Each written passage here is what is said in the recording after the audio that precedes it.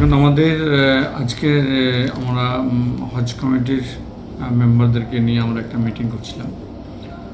আমাদের লক্ষ্য উদ্দেশ্য হচ্ছে কি, আগামী 18 এপ্রিল থেকে যে আমাদের পবিত্র হজ যাত্রার জন্য যে সমস্ত হাজি এবং হাজ্জিন ভাই বোনেরা যাবেন, তারা যেন সুস্থভাবে তিনারা এই হজ টাওয়ার থেকে এতে এয়ারপোর্টে এবং তিনারা যেন জেদ্দা অথবা মক্কা মদিনা শরীফে যেন পৌঁছতে পারেন, সেই লক্ষ্যে উপনীত হওয়ার জন্য আজকে আমাদের এই বৈঠক। কাজে আগামী দিনে তিনারা শুধু নয়, আমাদের রাজ্যে থেকে যাচ্ছে, যেমন এমনই পার্শ্ববর্তী রাজ্য ঝাড়খণ্ড, উড়িষ্যা, বিহার, আসাম, মণিপুর, ত্রিপুরা, এই সমস্ত রাজ্য থেকে কিন্তু হাজিরা এই কলকাতায় বিমানবন্দর হয়ে যাবেন আর কি। এবং তার ব্যবস্থাও আমাদের পশ্চিমবঙ্গ রাজ্য সরকারের যে হজ কমিটি, সেই হজ কমিটির মাধ্যমে সেই ব্যবস্থাপনাগুলো হচ্ছে আর কি। সেগুলো আমরা সবটাই আমরা মিলিয়ে দেখছিলাম যে কোনো ঘাটতি বা কোনো জায়গায় অসুবিধা না হয়, সেগুলোকে দেখার জন্য কিন্তু আজকের আমাদের এই মিটিং আর কি।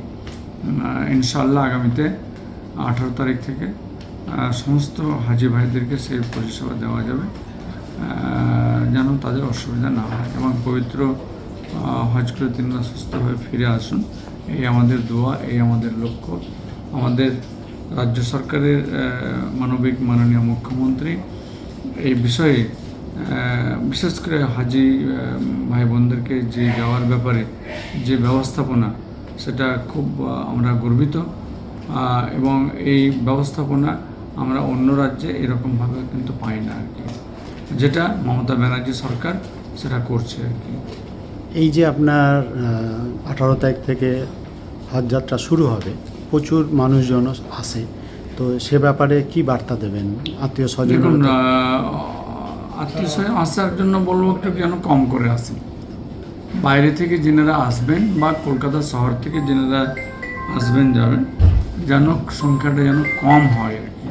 তাহলে কি হচ্ছে, আমাদের লক্ষ্য উদ্দেশ্য যে বিশেষ করে রাজ্য হজ কমিটি যে সমস্ত হাজি সাহেবদেরকে যেন আমরা ভালোভাবে সেই পরিষেবা দিয়ে তিনাদেরকে সেই ফ্লাইটে আমরা বসাতে পারি।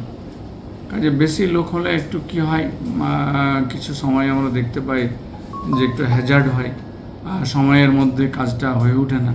তো যত সংখ্যক থাকে, হাজি সাহেবও ফ্রি থাকবেন, উনিও যে লক্ষ্য ইবাদতের জন্য যে তিনার যে লক্ষ্য বা হজ সম্পন্ন করার যে লক্ষ্য, সেটাও তিনি সুস্থভাবে করতে পারেন।